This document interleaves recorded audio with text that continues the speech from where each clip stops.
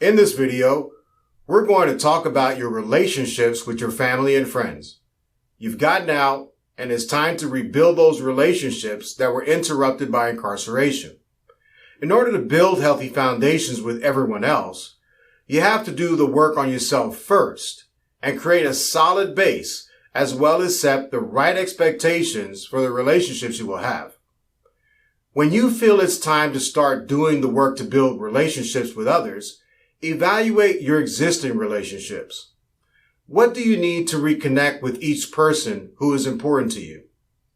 Don't assume, even in cases where you stayed in touch while you were in, that your relationships can pick up right where they left off, or that you will assume all the responsibilities and privileges that you might have had before. It will be a slow process to build each relationship back up. You may need to make amends with some of your friends and family members in order to move forward with the relationship. No matter how long you were away, chances are something's occurred between you and your loved ones. Think carefully about these first conversations in advance. Social etiquette can be very important.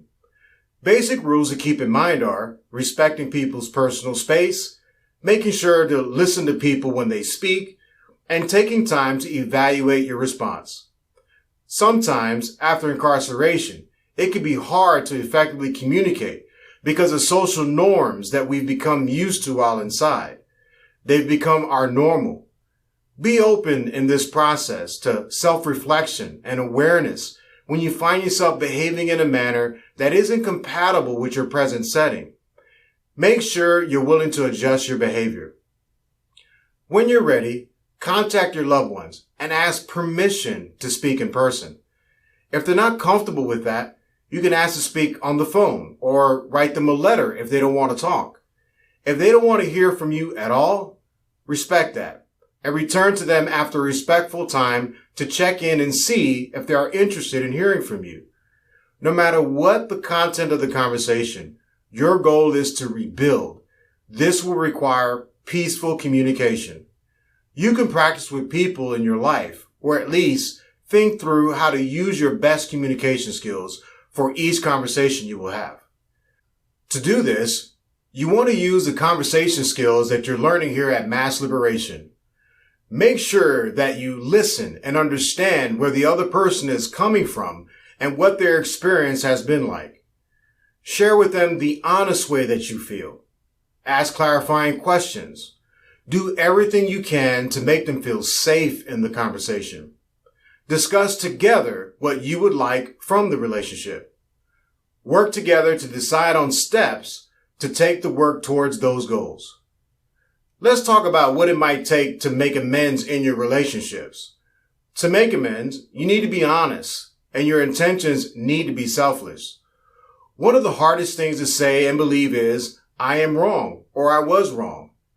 You have to find the strength to say it when it's necessary, but you also have to take the next step and ask, how can I make it right?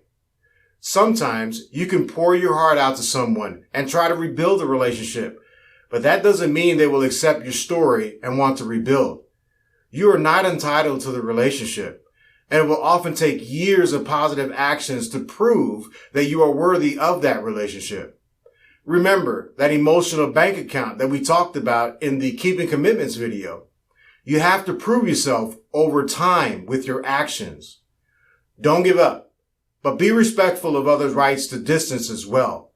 You can do the right thing in the world and not have the outcome that you had hoped for. This doesn't mean it wasn't worth it to do the right thing.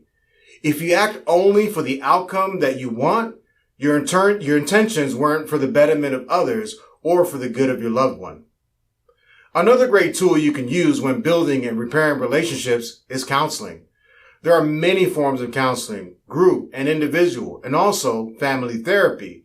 And there are great ways to not only heal yourself, but a tool to help you take an inventory of your emotions and to provide you with an outside source that can coach you as you work on these relationships.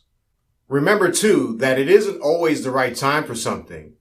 Just because someone isn't able to hear or receive something now, it doesn't mean that taking that positive action isn't the right thing. They may be able to reflect on it later. It may sink in later. It may heal over time. You're not seeking immediate gratification. You're trying to rebuild a very important relationship. Be patient, be understanding, and be respectful. Best of luck in returning to these important relationships.